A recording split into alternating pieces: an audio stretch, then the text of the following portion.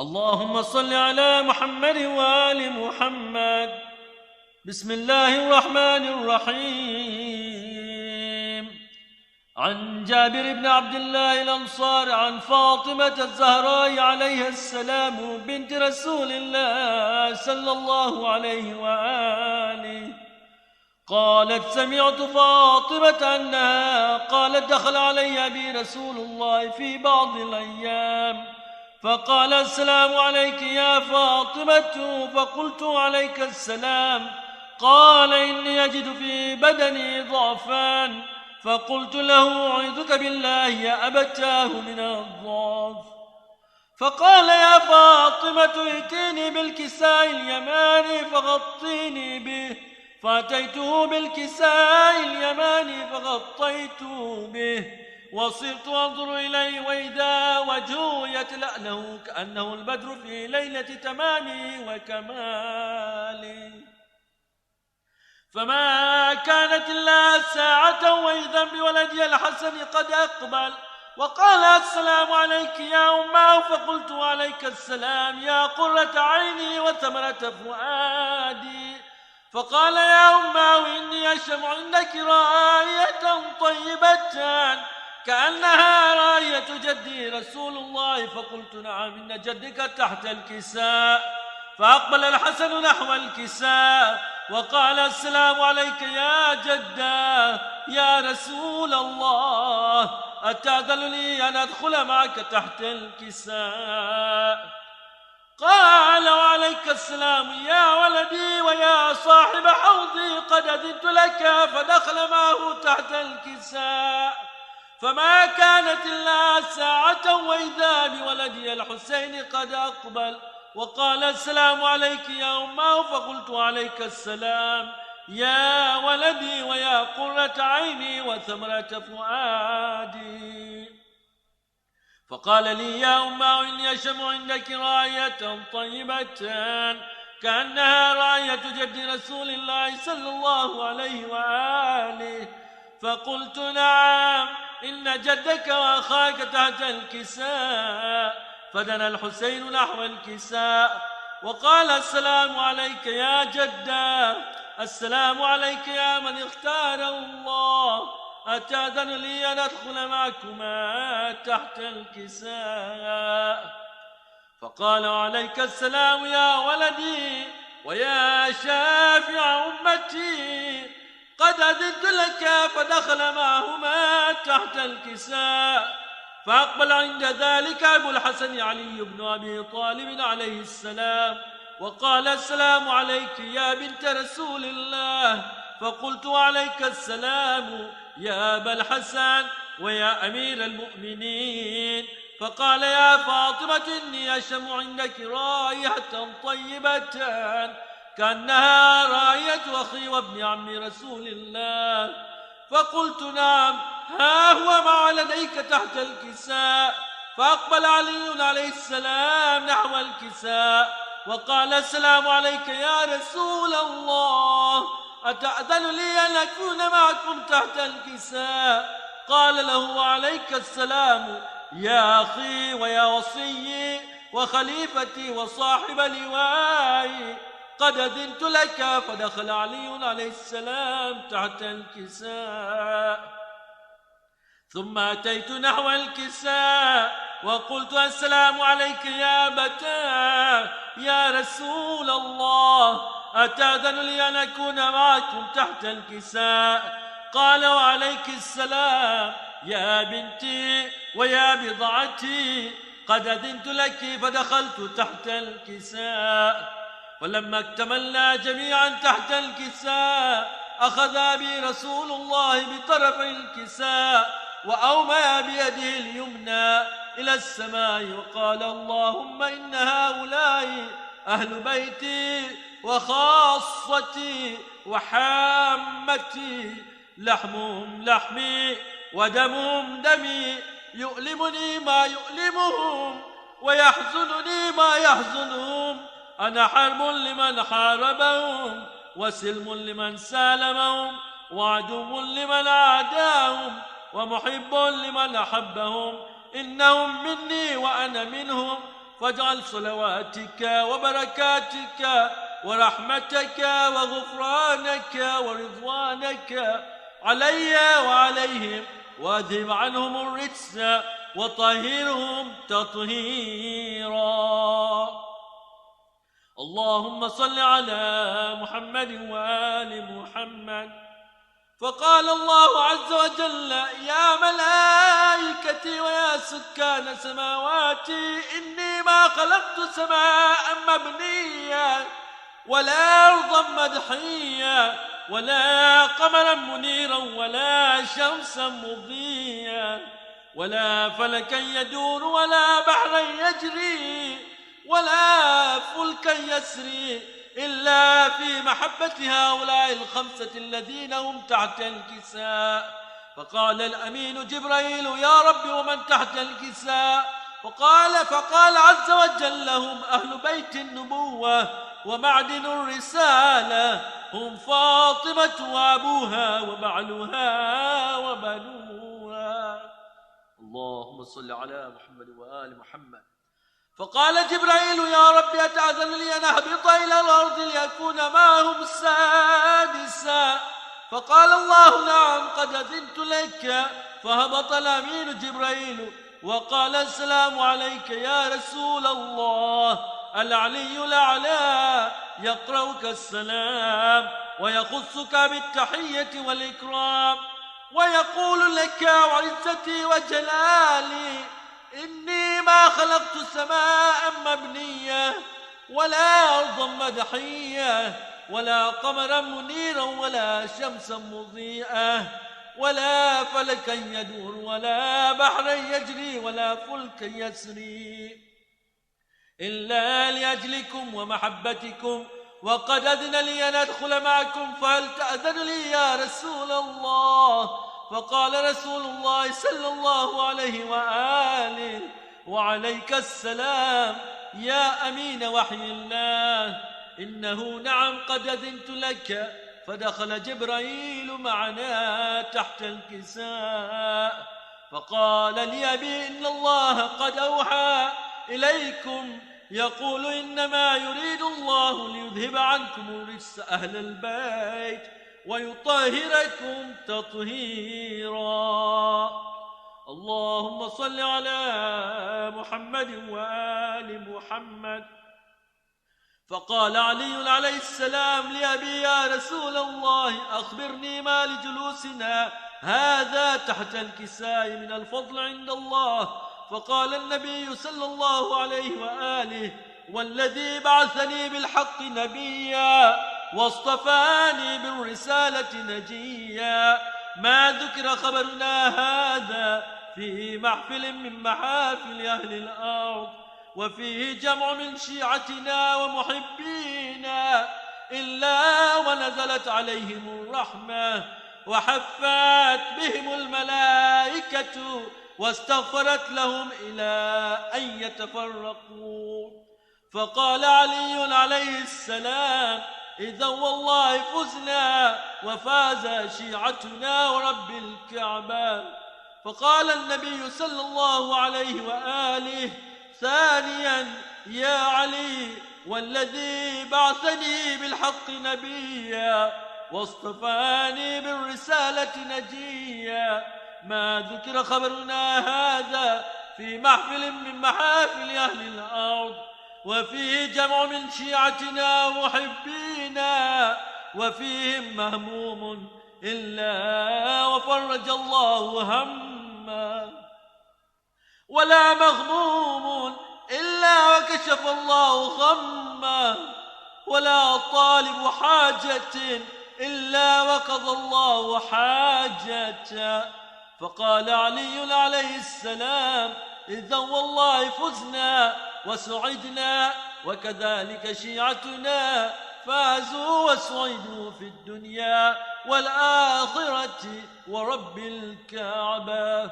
اللهم صل على محمد وآل محمد.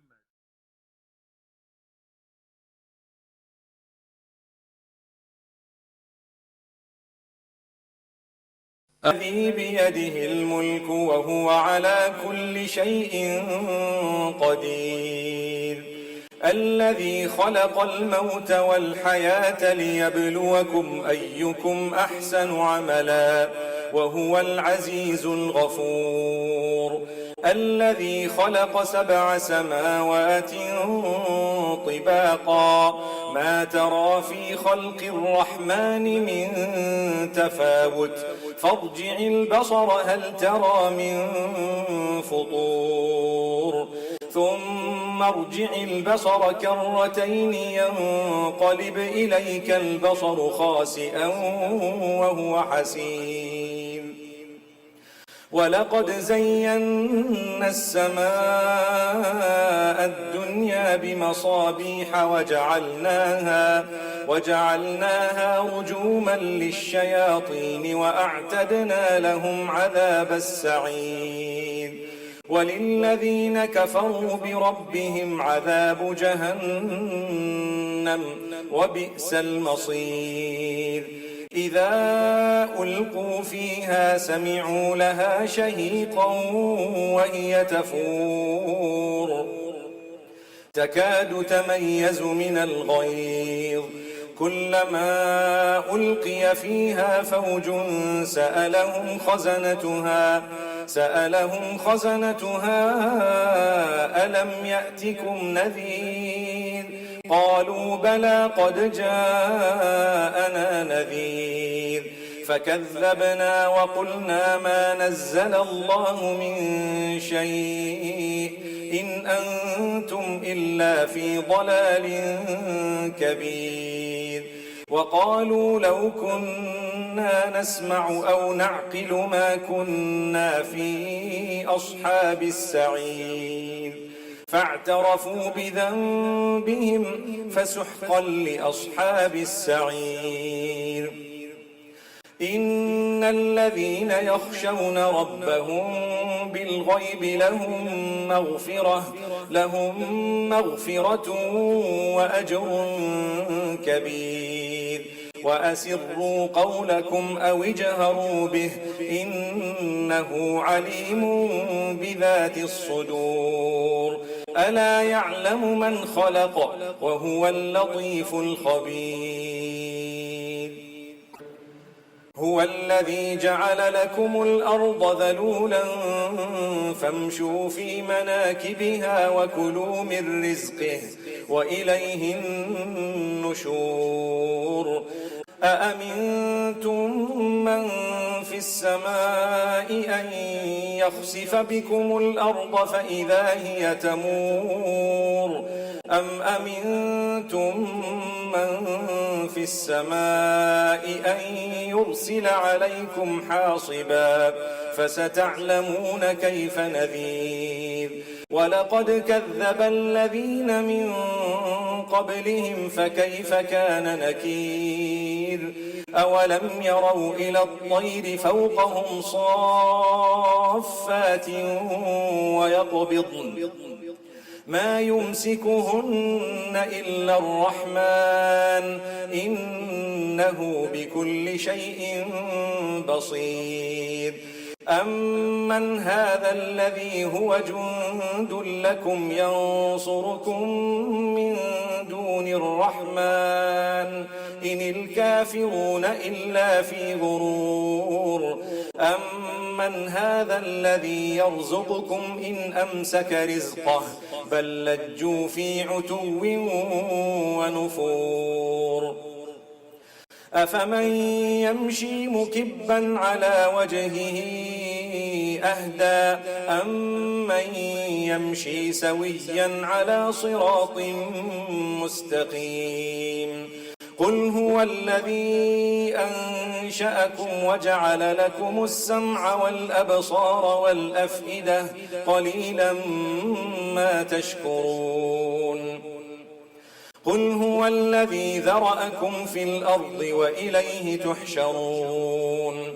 ويقولون متى هذا الوعد إن كنتم صادقين قل إنما العلم عند الله وإنما أنا نذير مبين فلما رأوه زلفة سيئت وجوه الذين كفروا وقيل هذا الذي كنتم به تدعون قل أرأيتم إن أهلكني الله ومن معي أو رحمنا فمن يجير الكافرين من عذاب أليم قل هو الرحمن آمنا به وعليه توكلنا فستعلمون من هو في ضلال مبين قل أرأيتم إن أصبح ماؤكم غورا فمن يأتيكم بماء معين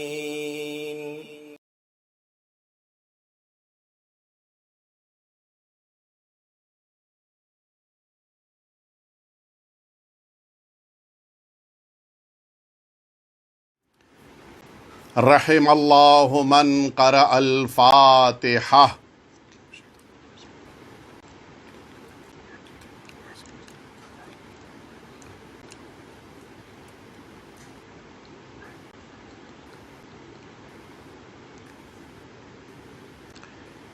لا حول ولا قوة الا باللہ العلی العظیم. حسبنا اللہ ونعم الوکیل نعم المولا ونعم النصیر. اعوذ باللہ من الشیطان الرجیم. بسم اللہ الرحمن الرحیم. الحمد للہ الذی لا یبلغ مدحتہ القائلون ولا يحصي نعماءه العادون ولا يؤدي حقه المجتهدون. ثم الصلاة والسلام والتحية والإكرام على سيد الأنبياء والمرسلين سيدنا ومولانا أبي القاسم محمد صلى الله عليه وعلى أهل بيته الأطيبين الأنجبين الذين أذهب الله عنهم الرجس وطهرهم تطهيرا. اللهم صل لا سيما الإمام المبين بقية الله في الأرضين واللعنة الدائمة الباقية على أعدائهم أجمعين. أما بعد فقد قال الله الحكيم في كتابه المبين والذين هم لأماناتهم وعهدهم راعون. صلوات. اللهم صل على. اذان محترم، اس سے قبل کی مجلس عزا کا آغاز ہو، آپ سبھی حضرات سے بصد ادب التماس ہے کہ ایک دفعہ سورہ حمد اور 3 دفعہ سورہ توحید کی تلاوت فرما کے جن مرحومین کے نام میں پڑھ رہا ہوں ان سبھی کو ایصال فرما دیں. مرحومین جن کے نام پڑھنا ان میں سب سے پہلا نام ہے مرحوم تلاجہ والا علاء الدین ہاشم، مرحوم برکت علی علاء الدین، مرحوم امیر علی علاء الدین، مرحوم شبیر علی علاء الدین، مرحومہ رقیہ بائی بنت علاء الدین، مرحومہ روشن بانو بنت علاء الدین، مرحوم محمد علی حسن علی حمانی، مرحومہ ممتاز بن روشن علی، مرحوم ممتاز بن روشن علی جیوانی، اور فردوس رمضان علی پنجوانی، صفدر روشن علی پنجوانی، مرحومہ شیربانو بائی بنت جعفر بھائی ویرانی. ان کے علاوہ مرحومہ نور بانو بن موجی بھائی اور خیر النساء اور ان سب کے خاندان کے تمام مرحومین، بالخصوص تلاجہ والا فیملی کے مرحومین، حمانی فیملی کے مرحومین، گھبرانی فیملی کے مرحومین، بدامی فیملی کے مرحومین، رجانی فیملی کے مرحومین، ان سبھی کو ایصال فرما دیں. تو باللہ من الشیطان.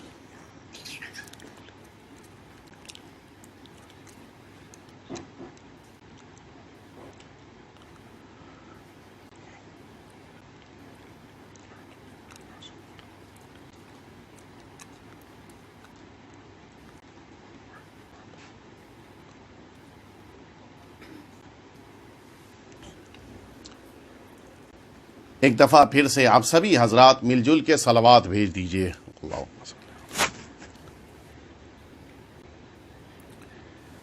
عزیزان محترم، سورہ مؤمنون کی ابتدائی آیتیں یہ وہی آیتیں ہیں کہ جن آیتوں کو سرکار امیر المؤمنین حضرت علی ابن ابی طالب علیہ الصلاۃ والسلام نے جس موقع کے اوپر اس کائنات میں آپ کی ولادت باسعادت ہوئی اور آپ اپنی ماں کی آغوش سے سرکار ختمی مرتبت صلی اللہ علیہ وآلہ وسلم کی آغوش میں منتقل ہوئے، اس موقع کے اوپر جن آیتوں کی آپ نے تلاوت فرمائی تھی انہی آیتوں میں یہ آیہ شریفہ بھی ہے کہ جس آیہ شریفہ کو میں نے سرنام کلام کے طور پر آپ سبھی کے ذہنوں کے حوالے کیا ہے۔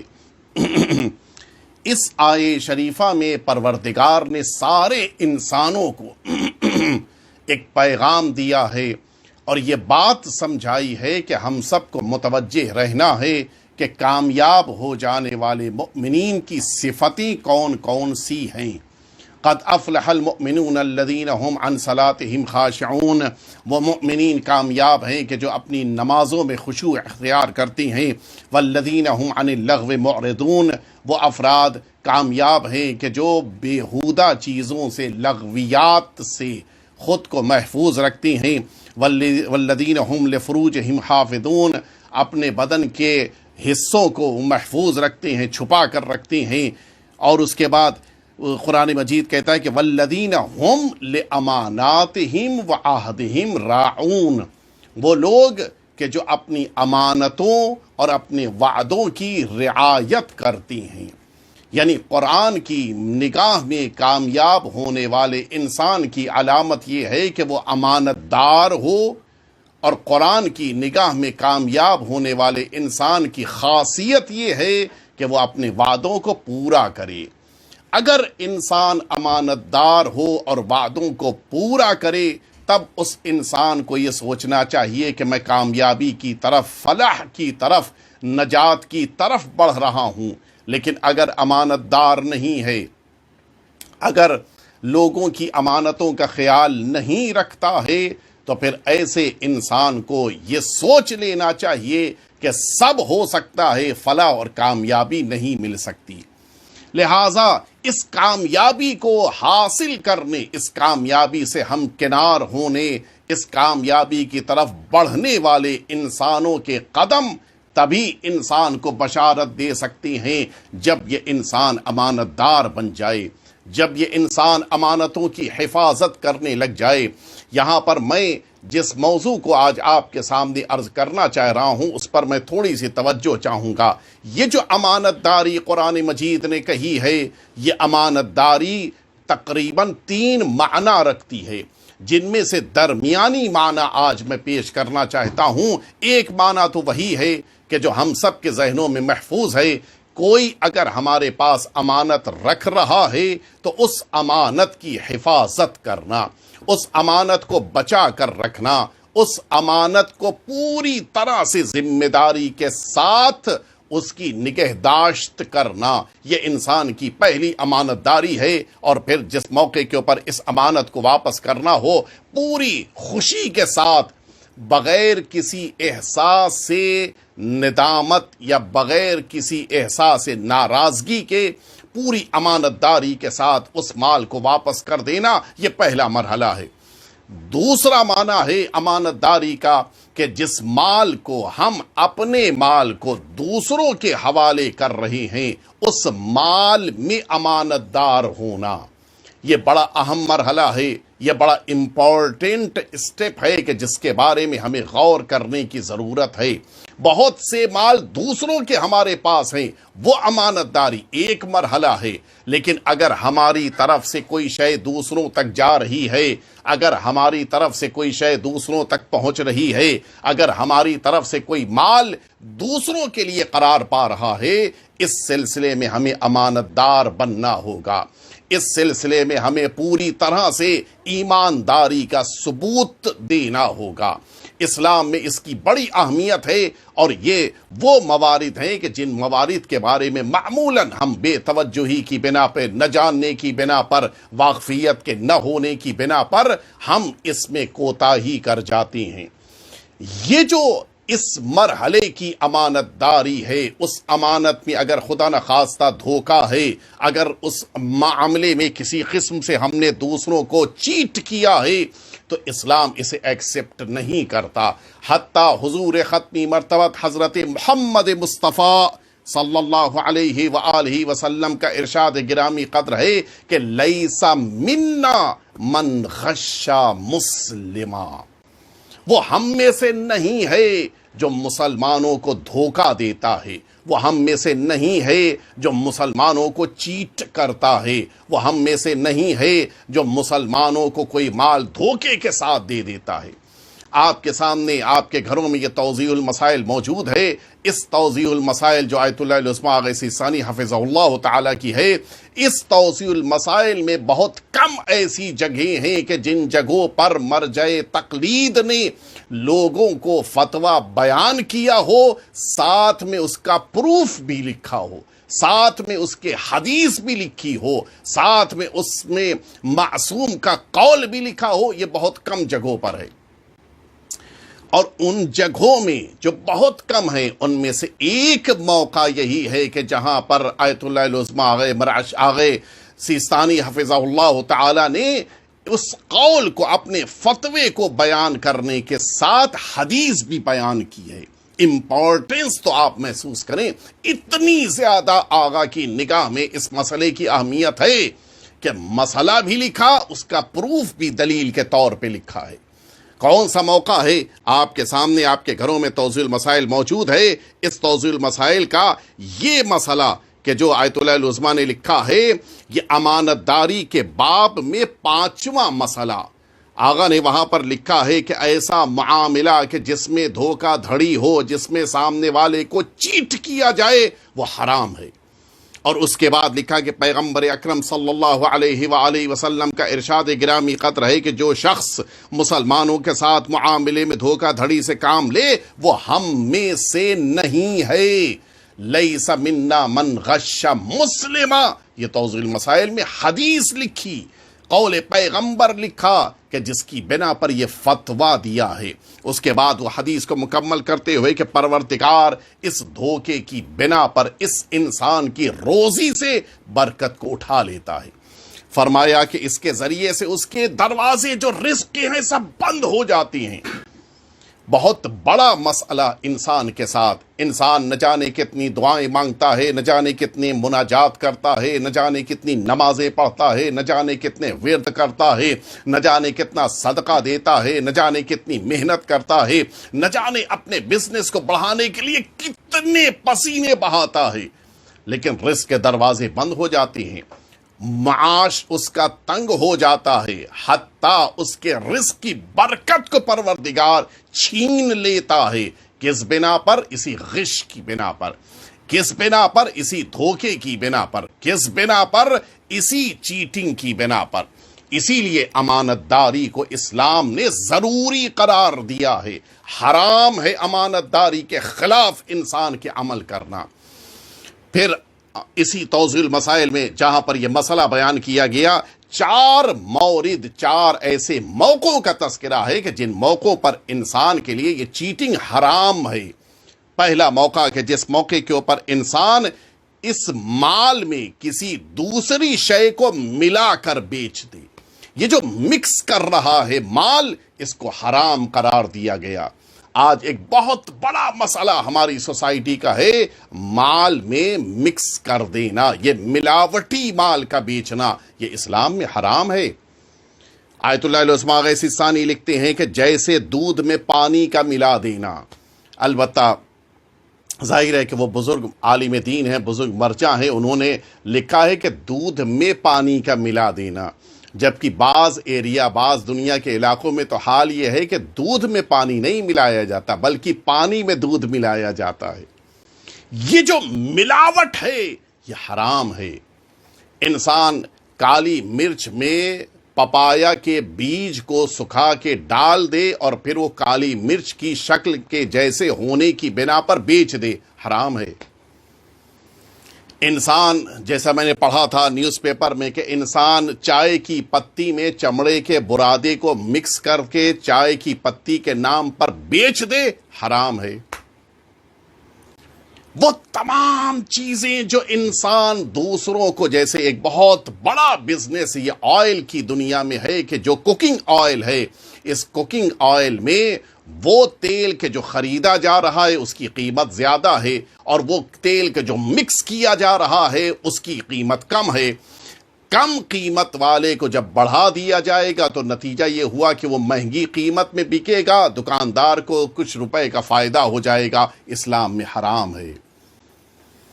وہ جو رقم اضافی آ رہی ہے اس کو اسلام ایکسپٹ نہیں کرتا، اس کو اسلام قبول نہیں کرتا، اس لیے کہ معاملہ ہوا تھا۔ مثال کے طور کے اوپر رائس ہے، رائس دو طرح کے، تین طرح کے معاشرے میں موجود ہیں، مثلا ایک ہے 100 روپے کا، ایک ہے 60 روپے کا، ایک ہے 40 روپے کا۔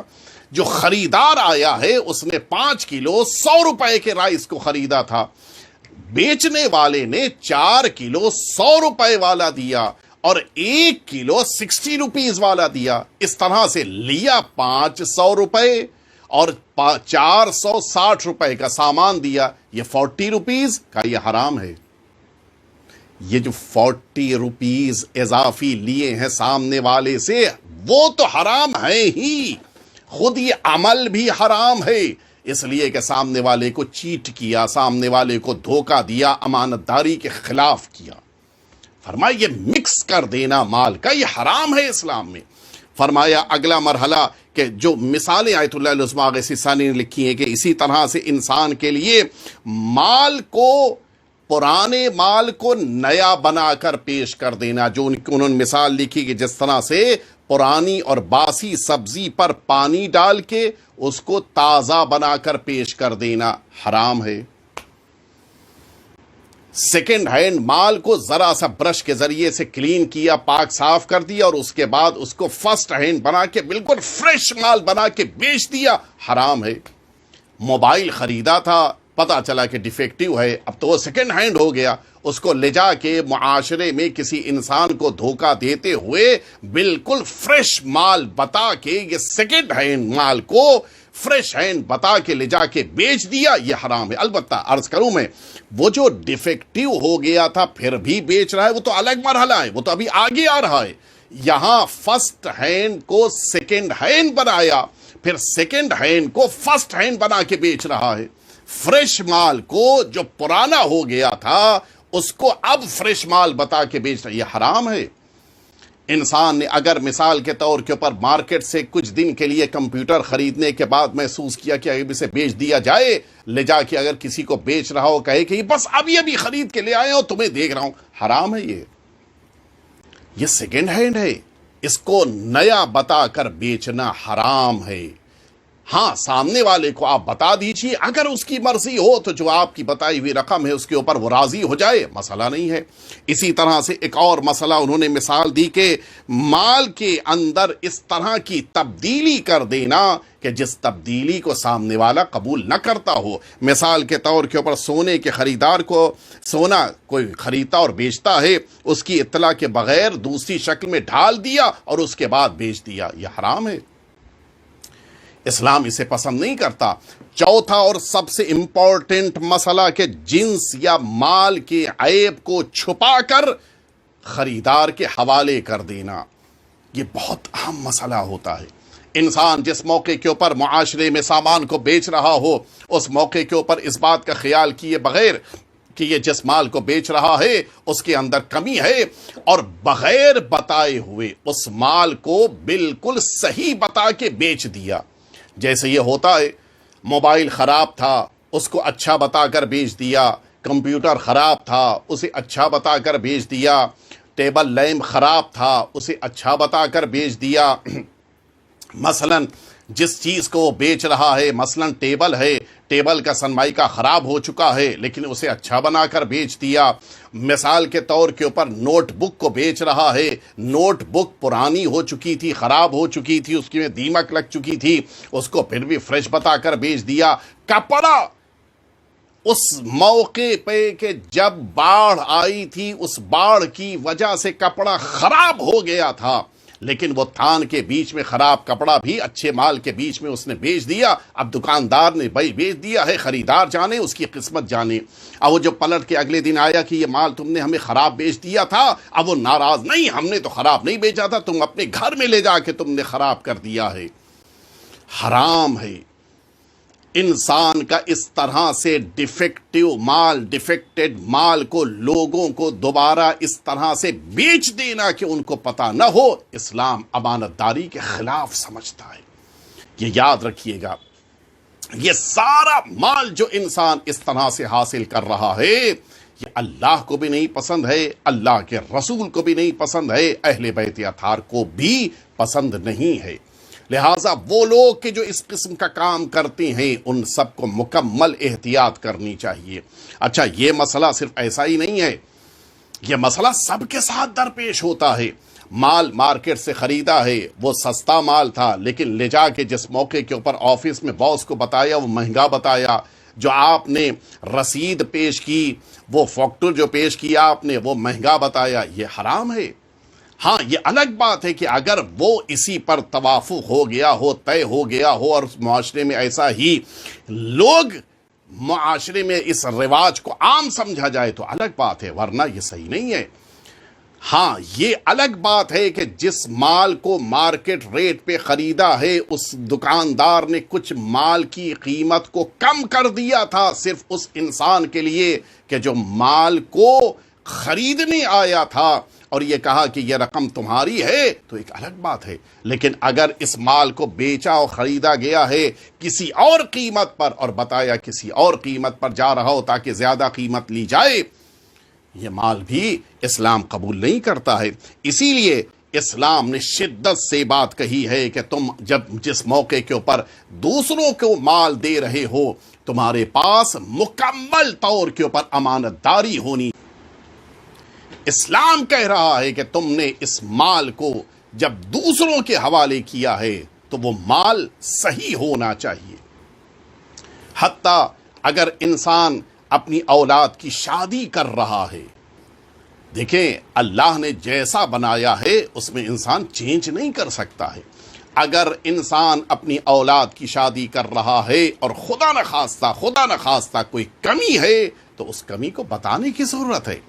میرا بیٹا زیادہ غصہ کرتا ہے, میرا بیٹا مثال کے طور کے اوپر پڑھائی میں اچھا نہیں ہے, میرا بیٹا مثال کے طور کے اوپر اپنی فیملی لائف کو نہیں سنبھال پاتا ہے, صاف بتانے کی ضرورت ہے.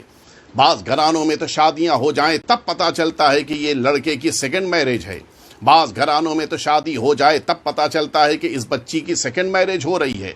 یہ دھوکہ نہیں ہونا چاہیے, اسلام اسے ایکسیپٹ نہیں کرتا ہے. بعض گھرانوں میں تو یہاں تک ہوتا ہے کہ انسان آفس میں جاب کر رہا ہے, وہاں کے اوپر مثال کے طور کے اوپر پیون ہے, بتایا جاتا ہے کہ وہاں کے اوپر اکاؤنٹنٹ ہے, کاؤنٹر پہ بیٹھتا ہے. یہ دھوکہ نہیں ہونا چاہیے تاکہ اولاد جس موقع کے اوپر شادی کر کے اپنے نئے گھر میں منتقل ہو امانت داری کے ساتھ وہ اپنے اس گھر میں جائے. اسی لیے اسلام ایسے موقعوں کے اوپر قرآن اہل بیت اطہار نے صاف متوجہ کرایا ہے. تم اگر واقعاً چاہتے ہو کہ تمہارا مال معاشرے میں اچھا سمجھا جائے, لہذا تمہارے اندر 3 صفتیں ہونی چاہیے. فرماتے کل ذی صناعہ مضطر الی 3 خصائل. وہ تمام افراد کے جو کوئی کام کر رہے ہوں معاشرے میں, اپنے پیسے کو حاصل کرنا چاہ رہے ہوں, چاہتے ہوں کہ منی ارن کریں, تو ایسے افراد کو 3 صفتیں اپنے اندر رکھنی ہوں گی. یجتلب بہل مکتسب وہوا, اس کے پاس وہ لوگ کہ جو مال کو خریدنا چاہتے ہیں, مال کو لینا چاہتے ہیں, مال کے لیے حق آرڈر دینا چاہتے ہیں, وہ آنے لگیں گے. 3 چیزیں ہونی چاہیے. اگر یہ 3 چیزیں نہیں ہیں تو پھر مطمئن رہے کہ اس کی تجارت, اس کا بزنس, اس کا کام, اس کا آفس, اس کی جاب کچھ بھی آگے نہیں بڑھنے والی ہے. پہلی چیز ان یکون حاذقا بعملہ, پہلی شرط یہ ہے کہ وہ اپنے عمل میں ماہر ہونا چاہیے، ایکسپرٹ ہونا چاہیے۔ یہ بھی ایک بہت بڑا مسئلہ ہے ہماری سوسائٹی کا۔ ڈیڈی کا بزنس ہے تو بیٹے کو سنبھالنا ہی سنبھالنا ہے، چاہے اسے پسند ہو پسند نہ ہو، اس کے مزاج کے مطابق ہو مزاج کے مطابق نہ ہو، وہ آگے پڑھنے کا حوصلہ رکھتا ہو نہ رکھتا ہو، نہیں، ڈیڈی کا بزنس ہے، تمہیں آگے بڑھانا ہی بڑھانا ہے۔ وہ چاہتا ہے کہ اپنا دوسرا بزنس کرے، نہیں، خاندانی بزنس ہے، تمہیں اسی بزنس کو آگے بڑھانا ہے۔ نتیجہ یہ ہوا کہ جس دن سے اس نے سنبھالا تھا 2 سال بھی نہیں ہوئے کہ وہ بزنس پورا نیچے آ گیا۔ اس کو چوائس دینی چاہیے کہ تم کیا پسند کرتے ہو، اس کے اوپر ڈال نہیں دینا چاہیے کہ تمہیں، حتیٰ بعض اوقات تو یہ ہوتا ہے کہ ڈیڈی مثال کے طور کے اوپر اگر لائر ہیں تو بیٹے کو بھی لائر بننا ہے، ڈیڈی ایڈوکیٹ ہیں تو بیٹے کو بھی ایڈوکیٹ بننا ہے، اس لیے کہ ڈیڈی کے کوٹ چھوٹے ہو گئے ہیں، اب بیٹا ہی بڑے ہو کے اس کو پہنے گا، نہیں، یہ چیز نامناسب ہے۔ جو اس کی چوائس ہو، ان یکونا حاذقا بعملہ، اپنے اس میدان میں اس کے اندر مہارت ہونی چاہیے، وہ ایکسپرٹ ہو اپنے میدان، جانکار ہونا چاہیے، اس کو پتا ہو کہ اس میدان میں آگے بڑھیں گے تو مجھے کیا کیا کرنا ہے، اس کے پاس نالج ہونی چاہیے، اس میدان کا علم اس کے پاس ہونا چاہیے۔ مولا فرماتے ہیں دوسری چیز مؤدیا للامانۃ فیہ، اس کی دوسری خاصیت ہونی چاہیے کہ اگر چاہتا ہے کہ اپنے مال کو، بزنس کو معاشرے میں، سوسائٹی میں لے کے جائے اور کامیاب ہو جائے، اس کے لیے ضروری ہے کہ وہ امانت دار بنے۔ لوگوں کا مال جب اس کے پاس ہو تو امانت داری کے ساتھ، اپنا مال دوسروں کو دے تو امانت داری کے ساتھ، اس کے پاس امانت داری کا جذبہ ہونا چاہیے۔ یہ نہیں ہو سکتا کہ خیانت بھی کیے جائے اور تجارت بھی بڑھتی جائے، یہ نہیں ہو سکتا کہ خیانت بھی کیے جائے اور جاب بھی اس کی سکسیس ہو، یہ نہیں ہو سکتا۔ لہٰذا اپنے مال کے سلسلے میں اس کو امانت دار بننا ہوگا، اپنے مال سے متعلق اس کے اندر ایمانداری کا جذبہ، چونکہ میں اس پہ واپس آؤں گا لہٰذا پہلے تیسرا بھی عرض کر دوں اور اس کے بعد پھر اس پر واپس آؤں۔ مستمیلا لمن استعملہ، وہ جن لوگوں سے کام کر رہا ہو ان کے ساتھ اس کا رویہ نرم ہونا چاہیے، اس کے ساتھ، ان لوگوں کے ساتھ اس کا سلوک اچھا ہونا چاہیے۔ انسان کو جہاں یہ لفظ باس کا ٹائٹل ملا مزاج میں اکڑ آنے لگتی ہے، نہیں ہونا چاہیے۔ باس ہے اس لیے ہے تاکہ بہتر طریقے سے کاموں کو منظم کرے اور پھر ان کو انجام دیا جائے۔ باس اس لیے نہیں ہے کہ اپنے سے نیچے والوں کو ڈانٹتا رہے، باس اس لیے نہیں ہے کہ اپنے نیچے والوں کے لیے اکڑتا رہے، باس اس لیے نہیں بنا ہے کہ اپنے سے نیچے والوں کی سیلری کو روکتا رہے، باس اس لیے نہیں بنا ہے کہ اپنے سے نیچے والوں کو ہمیشہ ذلیل کرتا رہے، نہیں، باس اس لیے ہے تاکہ کاموں کو منظم کر سکے، باس اس لیے ہے تاکہ کام کو بہتر طریقے سے، آفس کو بہتر طریقے سے مینیج کر سکے، آگے لے کر جائے۔ اور اگر اس کو کامیابی چاہیے ہے تو پھر بہترین طریقہ ہے اپنے سے نیچے والوں کے ساتھ ہمدردی کا سلوک، اپنے سے نیچے والوں کے ساتھ اچھا سلوک، اپنے سے نیچے والوں کے ساتھ محبت کا سلوک۔ ہم اوپر سے جب سیلری لیتے ہیں تو بالکل ٹائم کے اوپر سیلری لینا پسند ہے، لیکن جب اپنے سے نیچے والوں کو کچھ دینا ہوتا ہے کہ نہیں ابھی ہے نہیں، ابھی وقت نہیں ہے، ابھی مہلت نہیں ہے، ابھی ہمارے پاس اماؤنٹ نہیں ہے، یہ ساری چیزیں اگر نیچے والوں کو ہم نے تکلیف پہنچائی ہے تو آپ یقین جانیں ہم کو تکلیف اوپر سے بھی ملنے والی ہے۔ من لم یرحم الناس لا یرحمہ اللہ، جو لوگوں کے ساتھ اچھا سلوک، رحمت کا سلوک نہیں کرتا اس کے ساتھ اللہ کا سلوک بھی رحمت کا نہیں ہوتا۔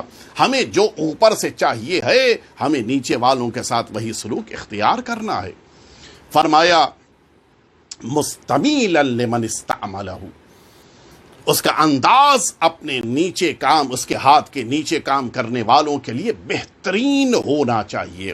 میں اپنے موضوع کے مطابق گفتگو کرتے ہوئے اسی پوائنٹ کے اوپر دوبارہ آ جاؤں کہ فرمایا کہ مؤدیا للامانۃ فی، جو امانتیں اس کے پاس ہیں ان امانتوں میں مکمل طور پر خیانت سے بچتے ہوئے امانت دار بنی۔ میں جن باتوں کو پیش کر رہا ہوں وہ اصل وہ ہیں کہ جن باتوں کو لوگوں کے سامنے مال پیش کرتے وقت ہمیں خیال رکھنا ہے، لیکن اس بات کی طرف بھی پوری اسلام میں اسی لیے مال میرا ہے، میرے پاس ہے، اس کے باوجود بعض اوقات مال کو گھر میں رکھنا حرام ہو جاتا ہے۔ میرا مال ہے، میں نے پیسہ خرچ کیا ہے، میرے پیسے کی بنا پر یہ مال آیا ہے، اسلام نے کہا بعض اوقات حرام ہے تمہارے لیے یہ مال رکھنا۔ جس زمانے میں آپ جانتے ہیں کہ اگر کسی موقع کے اوپر معاشرے میں سخت ضرورت آن پڑے، قحط کا وقت آن پڑے، اور پتہ یہ چلا کہ معاشرے میں کوئی مال گھٹ رہا ہے اور اس مال کو صرف اور صرف آپ کے گودام میں، آپ کے اسٹوریج میں وہ مال پایا جاتا ہے، شارٹیج کے پیریڈ میں کھانے پینے کے سامان کو اپنے گھر میں روک کر رکھنا حرام ہے۔ اسلام کی نگاہ میں یہ جو انسان اپنے سامان کو اپنے گھر میں روک کر رکھ رہا ہے، اسلام نے اس کے لیے حرام کا فتویٰ، حرام کا حکم ہے۔ اسلام کہتا ہے کہ یہ ممکن نہیں ہے، یہ ہورڈنگ اگر انسان کر رہا ہے اسلام اس کو جائز نہیں قرار دے رہا ہے۔ اگر کھانے پینے کا سامان انسان اپنے گھر میں تمہارا مال ہے، تمہارا خود کا مال ہے، اس کے باوجود گھر میں روک نہیں سکتے۔ ہمارے اور آپ کے مولا امام جعفر صادق علیہ الصلاۃ والسلام جس زمانے میں اسی مدینہ طیبہ میں موجود ہیں، اس مدینہ طیبہ میں مال کی شارٹیج ہو گئی، کھانے پینے کا سامان گھٹ گیا، مولا کے پاس ظاہر ہے کہ انتظام تھا، مولا کے پاس آٹا لا کر رکھ دیا گیا تھا۔ مولا نے اپنے آٹے کو آدھا واپس مارکیٹ بھجوا کے فروخت کروا دیا اور یہ فرمایا کہ کل سے ہمارے گھر میں آٹے کو میدے کے ساتھ مکس کر کے روٹی بنائی جائے، لیکن سارا آٹا گھر میں نہ رکھا جائے، کچھ دوسروں کے لیے بھی مارکیٹ تک پہنچا دیا جائے۔ کیوں؟ صرف ہمیں درس دیا جا رہا ہے۔ ہولڈنگ وہ بھی ایسے ٹائم میں کہ جس موقع کے اوپر مال کی شارٹیج ہو جائے اور لوگ محتاج ہو جائیں، تمہارا مال ہے، تمہارا ہے، سب کچھ تمہارے اسٹوریج میں ہے، لیکن رکھنا حرام ہے، نہیں رکھ سکتی ہیں۔ اسی لیے اسلام کہتا ہے کہ اگر یہ تجارت تمہیں اللہ سے قریب کرے تو تبھی یہ ممکن ہے جب تم مال میں امانت دار بن جاؤ۔ تجارت تمہیں اللہ سے دور نہ کرتی جائے۔ دیکھیں، ہو سکتا ہے تاجر نمازیں پڑھتا ہو سکتا ہے تاجر روزے رکھتا ہو سکتا ہے تاجر قرآن پڑھتا ہو سکتا ہے تاجر بے پناہ چیریٹیز کرتا ہو سکتا ہے یہ تاجر بے پناہ اللہ کے لیے نیکیاں کرتا ہو، لیکن ضروری نہیں کہ وہ اللہ سے قریب ہو۔ قریب کب ہوگا؟ قریب تب ہوگا جب امانت دار بن جائے گا۔ اسی لیے روایتوں میں بڑی شدت سے یہ بات وارد ہوئی ہے کہ تم اپنے مال میں، تجارت میں پوری طرح سے امانت دار بن جاؤ۔ سرکار امیر المؤمنین حضرت علی ابن ابی طالب علیہ الصلاۃ والسلام کا ارشاد گرامی قدر ہے، فرماتے ہیں کہ الامانہ تجر الرزق، یہ جو رزق تمہارا بڑھتا ہے کس بنا پہ؟ امانت داری کی بنا پہ۔ والخیانہ تجر الفقر، خیانت ہے، فقیری بڑھتی جائے گی۔ آپ بھی اپنی زندگیوں میں بھی دیکھ لیں، ہو سکتا ہے کہ آپ اپنی بلڈنگ میں 4th فلور کے اوپر رہتے ہوں اور آپ جس سے سامان ہمیشہ خریدتے رہے ہیں وہ جسٹ آپ کی بلڈنگ کے بغل میں اس کی دکان تھی، ہمیشہ خریدتے تھے۔ ایک دن آپ اپنے اسی پڑوس میں موجود دکاندار کے وہاں سے سامان خریدنے کے بجائے گئے دوسری دور کی دکان، وہاں سے سامان خرید رہے ہیں۔ کیوں؟ خیریت تو آپ نے اپنے پڑوس کی دکان کو چھوڑا، یہاں اتنی دور خریدنے آئے۔ آپ ہر روز اتنی دور جا کے سامان خریدنے پہ تیار ہیں، لیکن اپنے بغل میں موجود اس دکاندار سے خریدنے کیوں؟ کیا وجہ ہے؟ کا ایک وجہ ہے، اتنے دنوں سے میں اس سے مال خریدتا تھا، آج پتا چلا کہ وہ مجھ کو دھوکہ دیتا تھا۔ جو مال مجھے 110 روپے میں بیچتا تھا اس کی قیمت 100 روپے تھی، مجھے اتنے دنوں سے چیٹ کرتا تھا۔ آپ اس چیٹنگ سے بچنے کے لیے بغل کی دکان کو چھوڑ کر دور کی دکان جانے پر تیار ہیں، لیکن پڑوسی سے، بغل میں موجود انسان جو چیٹ کر رہا ہے اس سے آپ مال خریدنے 10 ہی روپے کا نقصان ہے۔ کہ نہیں، یہ نہیں ہو سکتا، 10 روپے ہی کا صحیح، لیکن میں برداشت نہیں کروں گا کہ کوئی مجھے چیٹ کرے۔ نتیجہ کیا ہوا؟ اس دکاندار کی چیٹنگ کی بنا پہ پرانا گاہک اس سے ٹوٹ گیا یا نہیں ٹوٹا؟ مولا فرما رہے ہیں کہ الخیانہ تجر الفقر، ایک دن جب یہ خیانت پتہ چلتی ہے تو گھر میں فقیری آ جاتی ہے۔ الامانہ تجلب یہ امانت ہے کہ جو مولا فرماتے تجر الرزق، یہ امانت داری رزق کو کھینچ کے لے کے آتی ہے. وہ دور حتیٰ وہ انسان کے جس سے ملنا بھی مشکل کام ہو، وہ دور دکاندار ہے، رزق یہاں سے اس تک کیوں پہنچ رہا ہے؟ امانت داری کی وجہ سے. بغل میں موجود دکاندار کے وہاں فقیری کیوں آ رہی ہے؟ خیانت کی وجہ سے. مولا کا فرمایا ہوا جملہ ہے، لہٰذا ہمیں توجہ دینے کی ضرورت ہے. میں چونکہ ظاہر ہے کہ وقت محدود ہے، لہٰذا ساری باتیں آپ کی خدمت میں نہیں عرض کر پاؤں گا، لیکن اتنا ضرور کروں گا کہ رجال لا تلہیہم تجارت ولا بیع عن ذکر اللہ، وہ لوگ کہ جن کو نہ تو تجارت اور نہ ہی خرید و فروخت ذکر پروردگار سے دور نہ کر دے. اس کی شرح میں مفسرین نے لکھا ہے کہ اگر انسان تجارت کر رہا ہے اور اس تجارت میں امانت داری کو ساتھ رکھے ہے تو اس کے معنی ہے کہ وہ اللہ سے قریب ہے، اور اگر مال میں خیانت کر رہا ہے اس کے معنی ہے کہ زبان سے اللہ اللہ سبحان اللہ الحمدللہ ماشاء اللہ انشاءاللہ انا للہ سب کچھ کہہ رہا ہے، اللہ سے قریب نہیں ہے. زبان سے کہہ دینے کی بنا پہ اللہ سے قریب ہو جائے یہ ثابت نہیں ہے. انسان کی امانت داری بتائے گی کہ وہ اللہ سے قریب ہے یا نہیں ہے. مسجد کی نمازوں کے پہلی صف میں نماز پڑھنے والا ہو سکتا ہے کہ اللہ سے قریب نہ ہو اگر اس نے مال میں خیانت کی ہے. مال کی خیانت کو اللہ ہرگز برداشت نہیں کرتا. اور اسی لیے میں عرض کروں آپ کی خدمت میں، اس سلسلے میں گفتگو بڑی طولانی ہے لیکن محدود وقت ہے، لہٰذا میں یہ بات عرض کر کے اپنی بات کو مکمل کرنا چاہوں گا. ایک کتاب ہے پاداشہا و کیفرہا. اس کتاب میں آیت اللہ محمد مہدی تاج لنگرودی علیہ رحمت والرضوان بڑے بزرگ عالم دین گزرے ہیں، اور یہ اسی خاندان سے ہیں کہ جس خاندان کے آیت اللہ لنگرودی اسی شہر ممبئی میں مرکزی مسجد میں ایک زمانے میں خدمت انجام دے چکی ہیں. انہوں نے ایک کتاب لکھی ہے، اس کتاب میں ایک واقعہ لکھا ہے اس انسان کا کہ جس انسان کو اللہ نے خیانت کی بنا پر سزا دی تھی. اچھا، واقعہ بھی نقل کیا ہے دارالسلام میں. کس نے؟ وہ بزرگ عالم دین نے.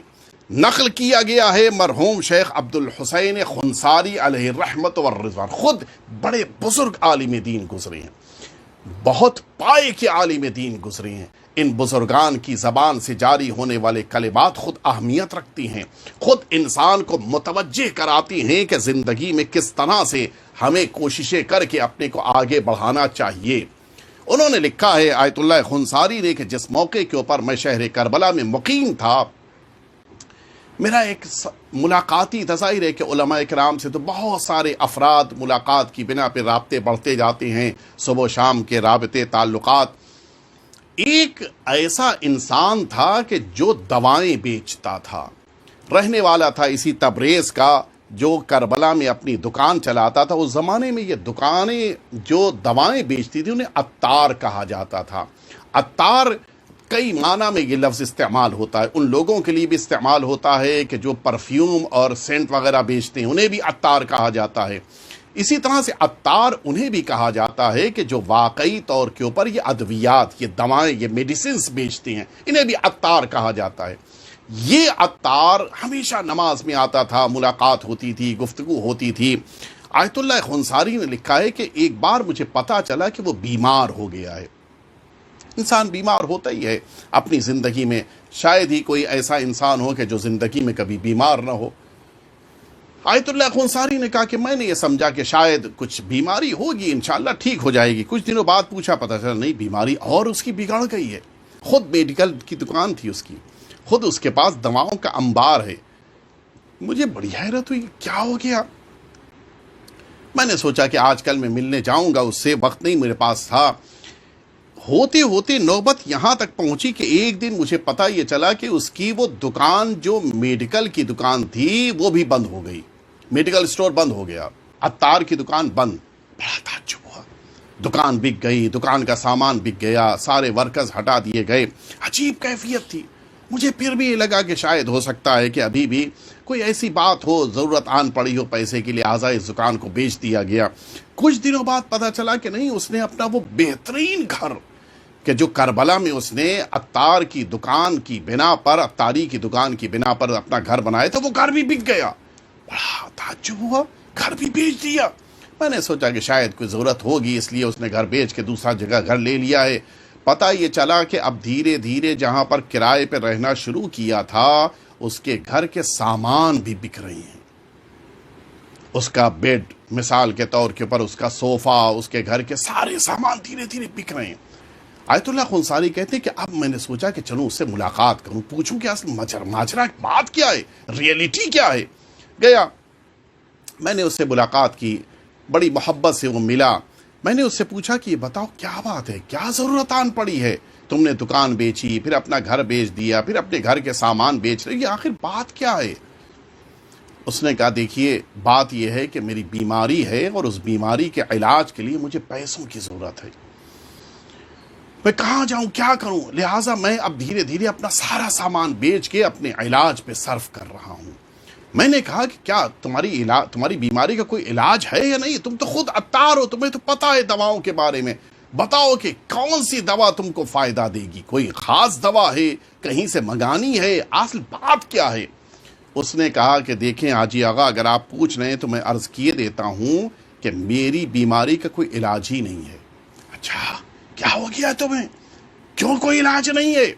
کا وجہ یہ ہے کہ میری بیماری کوئی مرض نہیں ہے، بلکہ میری بیماری سزا ہے۔ تمہیں کیسے پتا کہ تمہیں سزا ملی ہے؟ کہ مجھے پتا ہے، میں نے ایسا کچھ کام کیا ہے۔ کیا کام کیا ہے تم نے؟ آیت اللہ خنساری نے کہا کہ اس نے مجھ سے کہا کہ حاجی آغا، میں تو دنیا سے جا رہا ہوں، میں چاہتا ہوں کہ ریئلٹی کو آپ کو بتا کے جاؤں تاکہ دنیا والوں کے لیے درس ہو اور عبرت ہو، خاص طور سے وہ افراد سنیں کہ جو دوسروں کی ضرورتوں سے کھلواڑ کرتی ہیں۔ اگر دوسروں کی ضرورتوں سے کھلواڑ کیا ہے تو پھر یقینی طور کے اوپر اللہ کی طرف سے سزا ملنے والی ہے۔ آیت اللہ خنساری نے کہا کہ اس نے مجھ سے کہا کہ ابھی کچھ دنوں پہلے شہر کربلا میں ایک وبا پھیلی تھی، اور اس وبا کا حال یہ تھا، آج کے دور میں بھی بہت سے ایسے موقع پرست ہیں کہ وباؤں کے اس دور میں یہ لوگ کوشش کر رہے ہیں کہ کسی نہ کسی طرح سے فائدہ حاصل کر لیا جائے، سامان مہنگے کر دیے جائیں، دوائیں مہنگی کر دی جائیں، ہاسپٹلز مہنگی کر دیے جائیں، ہاسپٹلز کے بیڈ مہنگے کر دیے جائیں، ڈاکٹرز کی فیس مہنگی کر دی جائے، نرس مہنگی، ساری چیزیں بڑھا کے عوام سے لی جائیں۔ وہ سب متوجہ رہیں، کسی کے موقع ضرورت کے تحت کسی کے موقع سے غلط فائدہ اٹھانا ہمیشہ سزا اور اللہ کی ناراضگی کا باعث بنتا ہے۔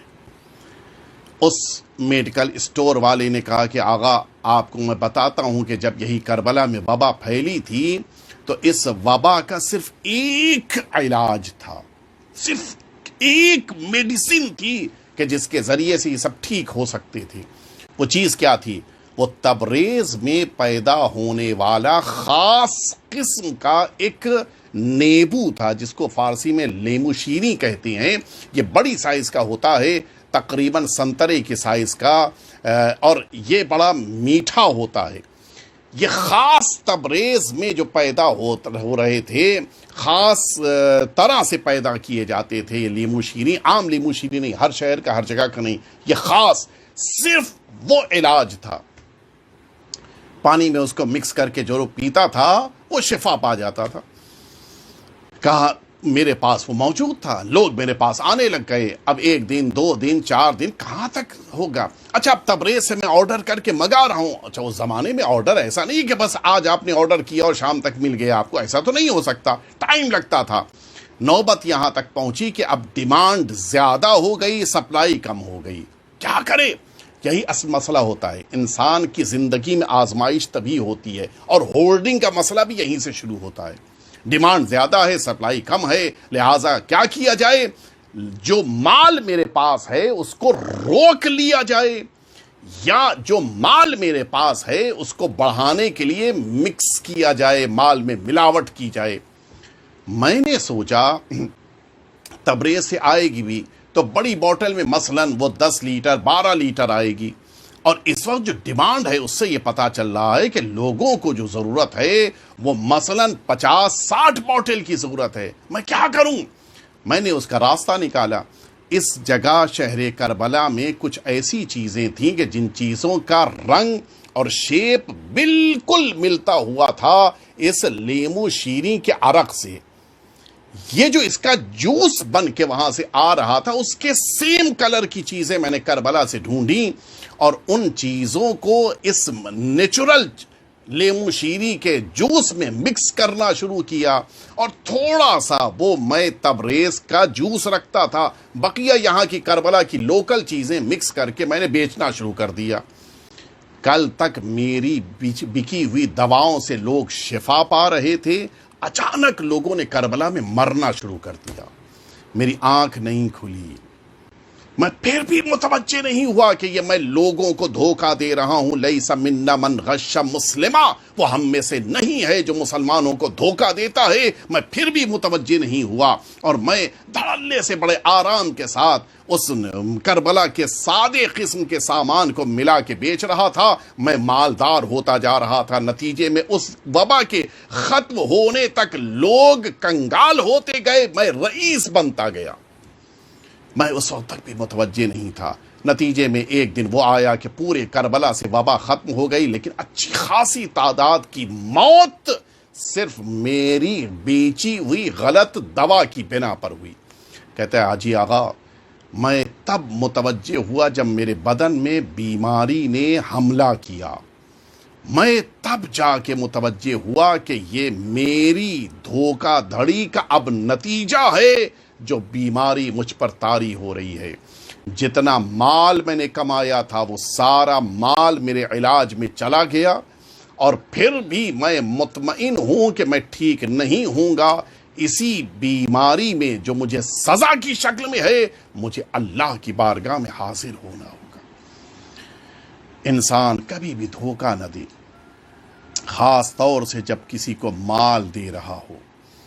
اس مال میں کبھی دھوکہ دھڑی نہیں ہونی چاہیے، تاکہ اللہ کی خوشنودی بھی ہو، اہل بیت اطہار کی بھی خوشنودی ہو۔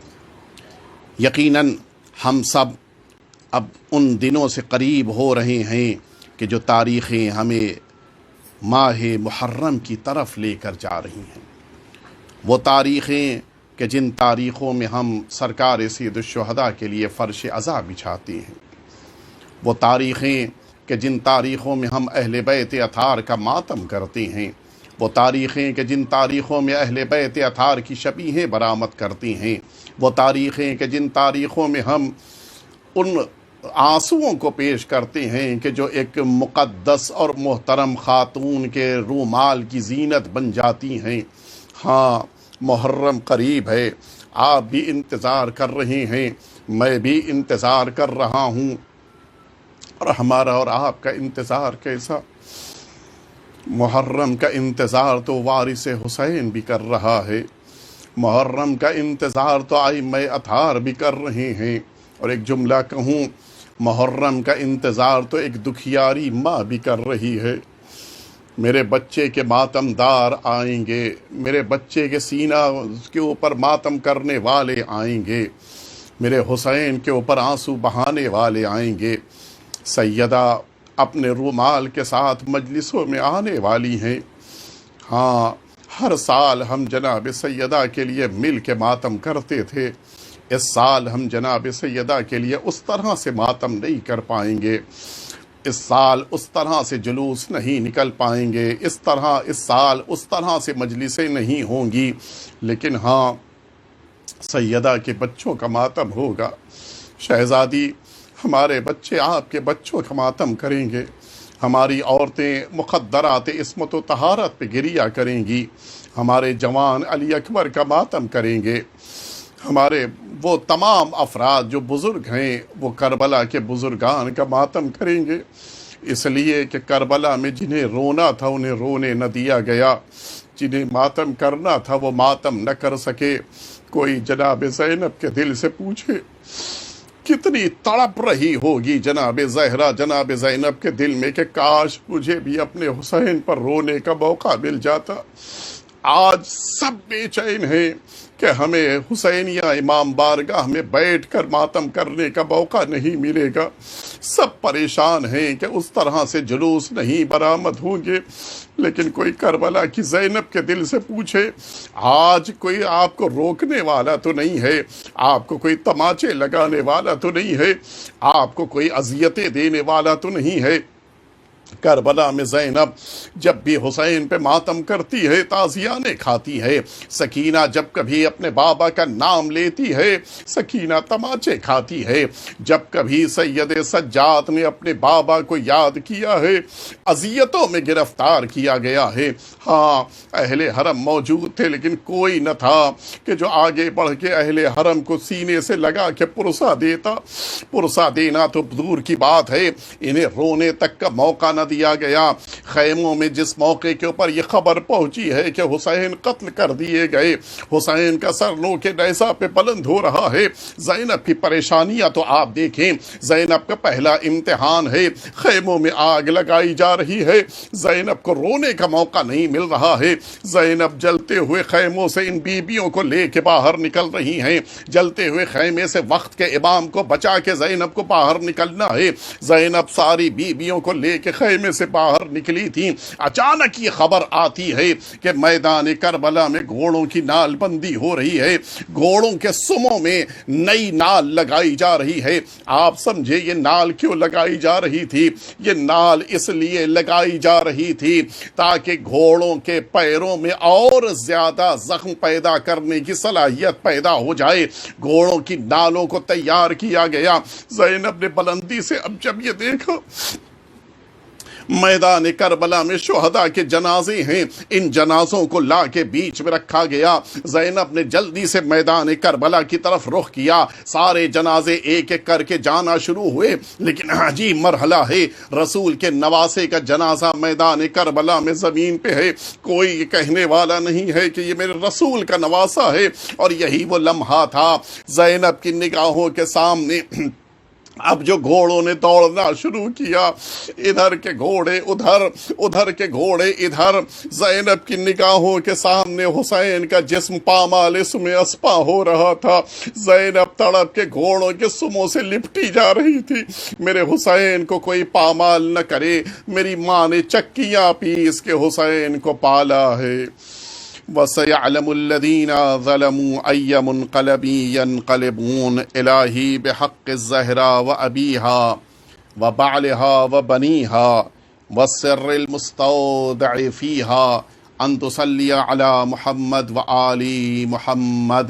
پروردگار ہم سب کے آقا اور مولا سرکار ولی عصر کے ظہور پر نور میں تعجیل فرما، ہم سب کو حضرت کے خدمت گزاروں میں غلاموں میں شمار فرما۔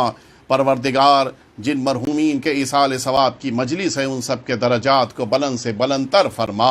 پروردگار وہ تمام مؤمنین جنہوں نے دعاؤں کے لیے کہا ہے، جو مشکلات میں ہیں، ان سب کی مرادوں کو، دعاؤں کو قبول فرما۔ پروردگار اس کرونا وائرس کے شر کو تمام انسانیت سے دور فرما، ہم سب کو دین کے خدمت گزاروں میں شمار فرما، اور ہم سب کو محرم میں امام حسین کے عزاداروں میں قرار فرما۔ ربنا تقبل منا انک انت السمیع العلیم۔ التماس ہے ایک دفعہ پھر سے آپ سورہ فاتحہ اور سورہ توحید کی تلاوت فرما کے مرحوم تلاجہ والا علاء الدین ہاشم، برکت علی علاء الدین، امیر علی علاء الدین، شبیر علی علاء الدین، رقیہ بائی بنت علاء الدین، روشن بانو بنت علاء الدین، محمد علی حسن علی ہمانی، ممتاز بین روشن علی جیوانی، فردوس رمضان علی پنجانی، صفدر روشن علی پنجوانی، مرحومہ شیر بانو بائی بنت جیرا بائی ویرانی، اور مرحومہ نور بانو بین موجی بائی، اور خیر النساء مرحومہ، اور ان کے علاوہ تراجہ والا فیملی، ہمانی فیملی، گھبرانی فیملی، بادامی فیملی، راجانی فیملی، ان سب کے مرحومین کو بھی آپ ایصال ثواب فرما دیں۔ وصلی اللہ علی سیدنا محمد وآلہ الطیبین الطاہرین۔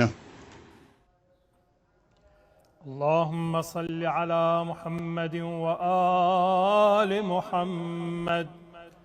بسم الله الرحمن الرحيم. السلام عليك يا أبا عبد الله. السلام عليك يا ابن رسول الله.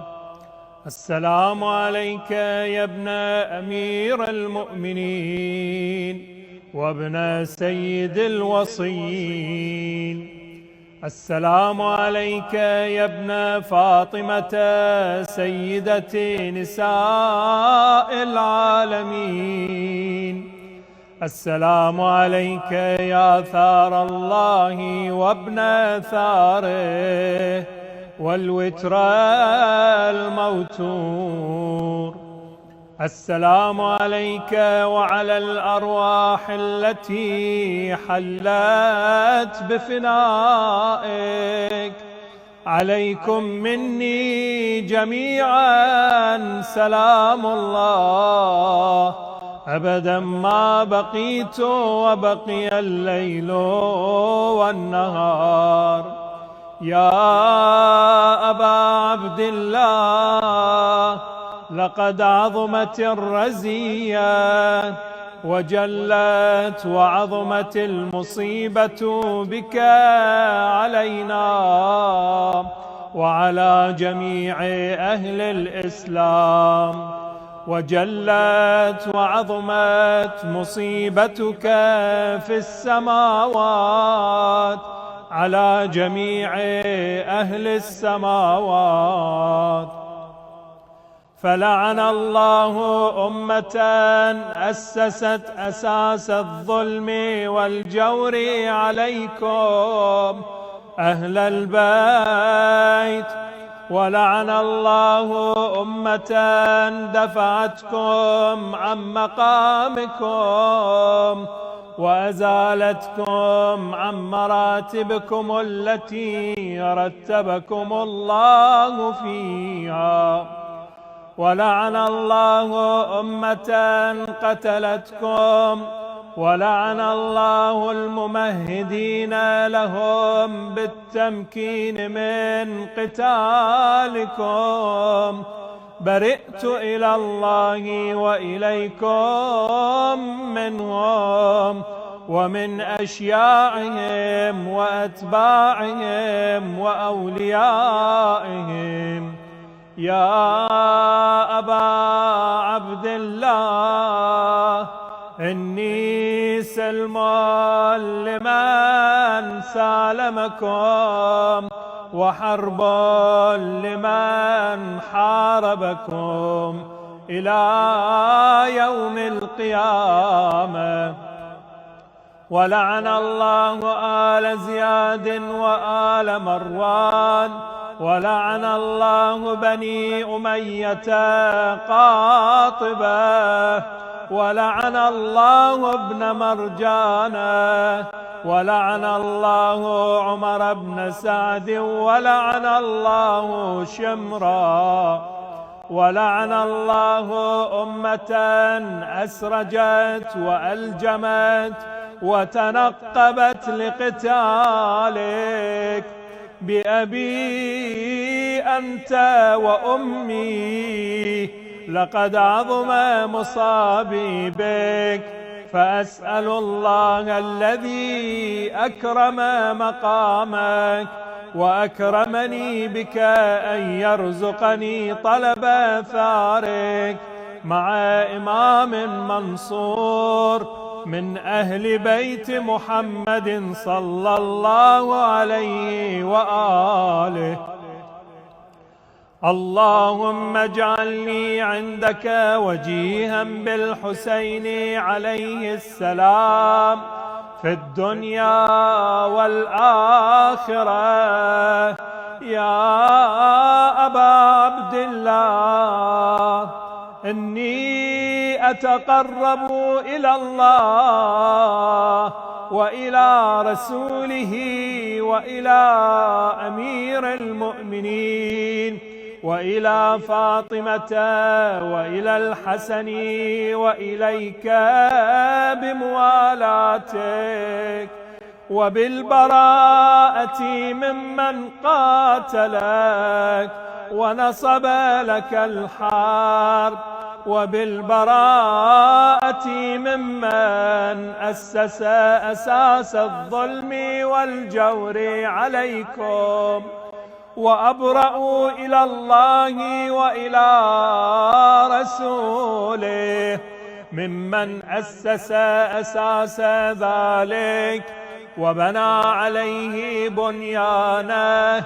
وجرى في ظلمه وجوره عليكم وعلى أشياعكم. برئت إلى الله وإليكم منهم، وأتقرب إلى الله ثم إليكم بموالاتكم وموالاة وليكم، وبالبراءة من أعدائكم والناصبين لكم الحرب، وبالبراءة من أشياعهم وأتباعهم. إني سلم لمن سالمكم، وحرب لمن حاربكم، وولي لمن والاكم، وعدو لمن عاداكم. فأسأل الله الذي أكرمني بمعرفتكم ومعرفة أوليائكم ورزقني البراءة من أعدائكم، أن يجعلني معكم في الدنيا والآخرة، وأن يثبت لي عندكم قدم صدق في الدنيا والآخرة، وأسأله أن يبلغني المقام المحمود لكم عند الله، وأن يرزقني طلب آثاركم مع إمام هدى مهدي ظاهر ناطق بالحق منكم. وأسأل الله بحقكم وبالشأن الذي لكم عنده أن يعطيني بمصابي بكم أفضل ما يعطي مصابا بمصيبته، مصيبة ما أعظمها وأعظم رزيتها في الإسلام وفي جميع السماوات والأرض. اللهم اجعلني في مقامي هذا ممن تناله منك صلوات ورحمة ومغفرة. اللهم اجعل محياي محيا محمد وآل محمد، ومماتي ممات محمد وآل محمد. اللهم إن هذا يوم تبركت به بنو أمية وابن آكلة الأكباد اللعين ابن اللعين على لسانك ولسان نبيك صلى الله عليه وآله، في كل موطن وموقف وقف فيه نبيك صلى الله عليه وآله. اللهم لعن أبا سفيان ومعاوية ويزيد بن معاوية، عليهم منك اللعنة أبد الآبدين. وهذا يوم فرحت به آل زياد وآل مروان بقتلهم الحسين صلوات الله عليه. اللهم فضاعف عليهم اللعنة منك والعذاب الأليم. اللهم إني أتقرب إليك في هذا اليوم وفي موقفي هذا وأيام حياتي بالبراءة منهم واللعنة عليهم وبالموالاة لنبيك وآل نبيك عليه وعليهم السلام. اللهم لعن أول ظالم ظلم حق محمد وآل محمد وآخر تابع له على ذلك. اللهم لعن العصابة التي جاهدت الحسين وشايعت وبايعت وتابعت على قتله. اللهم لعنهم جميعا 100 مرة. السلام عليك يا أبا عبد الله وعلى الأرواح التي حلت بفنائك. عليك مني سلام الله أبدا ما بقيت وبقي الليل والنهار، ولا جعله الله آخر العهد مني لزيارتكم. السلام على الحسين وعلى علي بن الحسين وعلى أولاد الحسين وعلى أصحاب الحسين 100 مرة.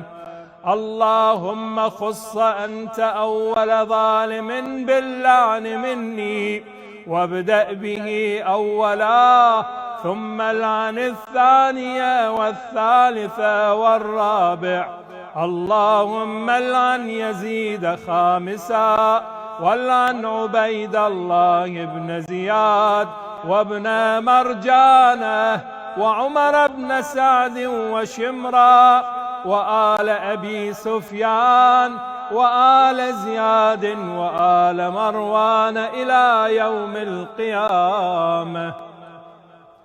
اللهم لك الحمد حمد الشاكرين لك على مصابهم. الحمد لله على عظيم رزيتي. اللهم ارزقني شفاعة الحسين يوم الورود، وثبت لي قدم صدق عندك مع الحسين وأصحاب الحسين الذين بذلوا مهجهم دون الحسين عليه السلام.